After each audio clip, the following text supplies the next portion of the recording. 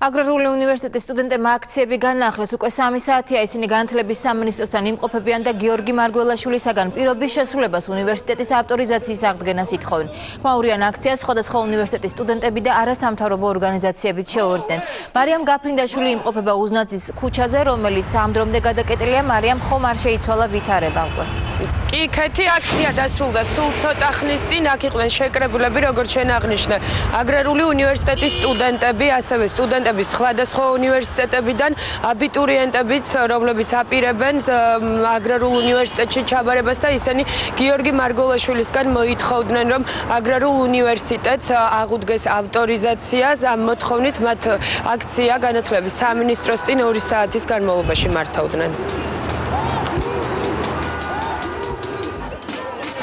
ჩემი აზრით სხვა არაფერი თუ არა პირადი ან პოლიტიკური რაღაცა ანგარიშწორება და მე არ მინდა რომ მსგავსი რამ მოხდეს შემდეგში ჩემ უნივერსიტეტში ან რაიმე სხვა უნივერსიტეტში და მე თუ ეს არ გავაპროტესტე ხვალ ესეთი არაადეკვატური პროცესი შეიძლება მოხდეს სულ სხვაგან და შეიძლება და ქვეყნისთვის იქნება ძალიან ცუდი. მე მინდოდა აგრარულში მოხვედრა, გადაწყვეტილი მქონდა უკვე, მაგრამ ვინაიდან რადგან ციცი რაღაცები მოხდა და აკრედიტაცია ჩამოართვეს, გამოდის რომ მე სექტემბრიდან ვეღარ მოხვდები ამ უნივერსიტეტში, იმიტომ რომ მიღება საერთოდ არ ექნება. თუ განათლების სამინისტრომ არ დააკმაყოფილა სტუდენტობის მოთხოვნა, მაშინ ეს შეექმნეს ხელოვნურ ბარიერებს ჩვენს უნივერსიტეტს, ჩვენი უნივერსიტეტის ფუნქციონირება შეაფერხებს და ჩვენ მოგვიწევს თავიდან ყველა პროგრამის აკრედიტაციის გავლა. თუ არ მიენიჭა ავტორიზაცია, ესე იგი უნივერსიტეტი დაიხურება და ეს ბავშვები ფაქტიურად უნდა დარჩნენ ის. პირდებიან GPI-ში გადაგიყვანთო, მაგრამ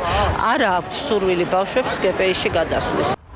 დღევანდელ აქციას ესწრებოდნენ არასამთავრობო ორგანიზაციების წარმომადგენლები, ასევე საზოგადოების წევრები. ისინი სოლიდარობას უცხადებდნენ აგრარული უნივერსიტეტის სტუდენტებს და როგორც ისინი აცხადებენ, საბჭოს გადაწყვეტილება არაკანონიერი იყო. მე ვთვლი რომ მთელი ამ ხნის განმავლობაში ეს დაძაბულობა არის ხელოვნური. განათლების მინისტრს აქვს პოზიცია რომ უმოკლეს ვადაში აღდგეს ავტორიზაცია, იგივე პოზიციათ აქვს სტუდენტებს. მეორე ჩემი პოზიცია არის ზოგადად შეიზღუდოს სახელმწიფოს ჩარევა ზოგადად სისტემებში, განათლების სისტემაში მათ შორის. სტუდენტები ითხოვენ იმას, რაც მათ ეკუთვნით, ყველა კანონით. ითხოვენ სწავლის უფლებას, რომელიც მათ ჩემი აზრით უკანონოდ ჩამოართვეს. მე არა ვარ პოლიტიკოსი, არა ვარ პოლიტიკური პარტიის წევრი, არანაირ თანამდებობა არ მქავია, ამიტომ ვფიქრობ, რომ ეს მათ სამართლიანი მოთხოვნაა და მე მივაჩნევ, თუ რამეთ შეიძლება მათ ხალი დაუჭირო, რომელიც სიამოვნებით გავაკეთებთ. განათლების მინისტრი იტყუება, როდესაც ამბობს, რომ საბჭოს არ აქვს უფლება თავისივე გადაწყვეტილება გააბათილოს, კანონით მას მინიჭებული აქვს ეს უფლება, რომ თავისივე გადაწყვეტილება იმ საფუძველზე, რასაც მას აგრარული უნივერსიტეტი კარნახობს, ბათილად ცნოს. პირველ რიგში ამას ითხოვენ სტუდენტები და სტუდენტებს მხარდაჭერას უცხადებთ ჩვენც. როგორც უკვე გითხარით, აქცია ამ წუთებში უკვე დასრულებულია. უზნაძის ქუჩაზე მოძრაობა აღდგენილია. სტუდენტები კი იმ შემთხვევაში, თუ როგორც ისინი აცხადებენ, სამინისტრო მათ მოთხოვნას არ დააკმაყოფილებს, ისინი აქციის გამართვას 4 შაბათს 4 საათზე კვლავ განათლების სამინისტროს წინ აპირებენ. მარიამ გაფრინდაშვილი საუბრობდა პირდაპირ ეთერში. აგრარული უნივერსიტეტის ირგვლივ განვითარებული მოვლენების შესახებ ინფორმაცია დღეს განათლების მინისტრმა დიპლომატიური კორპუსისა და არასამთავრობო ორგანიზაციების წარმომადგენლებს მიაწოდა. არასამთავრობო ორგანიზაციების წევრების თქმით, ისინი აპირებენ შეისწავლონ დოკუმენტაცია, მათ შორის ავტორიზაციის საბჭოს გადაწყვეტილების შესახებ და მხოლოდ ამის შემდეგ გამოხატავენ პოზიციას. დიპლომატიური კორპუსის წარმომადგენლებს ამ საკითხზე კომენტარი არ გაუკეთებიათ. აგრარულმა უნივერსიტეტმა გამოასწორა შეცდომები. სამინისტრო და პირადად მინისტრი ამბობს, რომ რადგან თქვენ შეცდომები გამოასწორეთ, ძალიან კარგი და თქვენ ბუნებრივია ავტორიზაცია მოგეცემათ. ისინი ამბობენ, რომ უპირობოდ გააუქმოს გადაწყვეტილება. უნდათ ავტორიზაცია თუ უნდათ პოლიტიკა.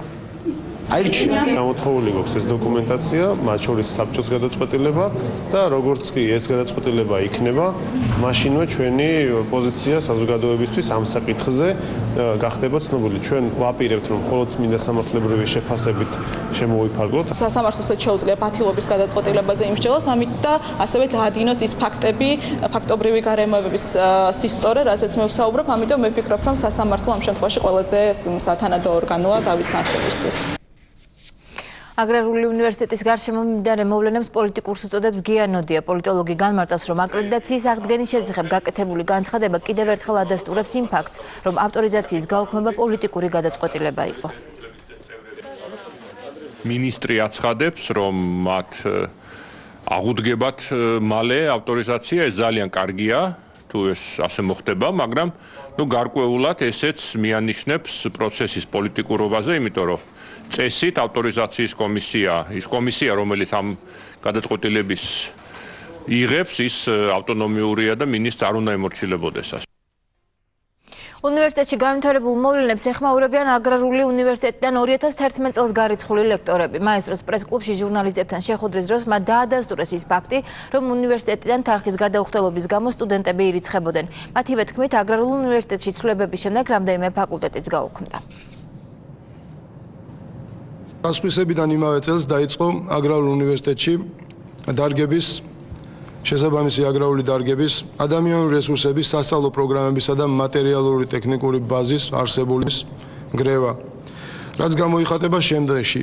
დღევანდელ აგრარულ უნივერსიტეტში აღარ არსებობს სოფლის მეურნეობის განვითარებისათვის ისეთი აუცილებელი სპეციალობები, როგორიც არის აგროქიმია, ნიადაგწოდნეობა, საკვებწარმოება, მეაბრეშუმეობა და ასე შემდეგ. ისინი ამბობენ, რომ ჩვენ ფინანსური დავალიანებით არ გაგვირიცხია სტუდენტი, მაგრამ მაშინ რას ნიშნავდა ის, რომ სტუდენტი, რომელსაც ჩაბარებული არ ქონდა,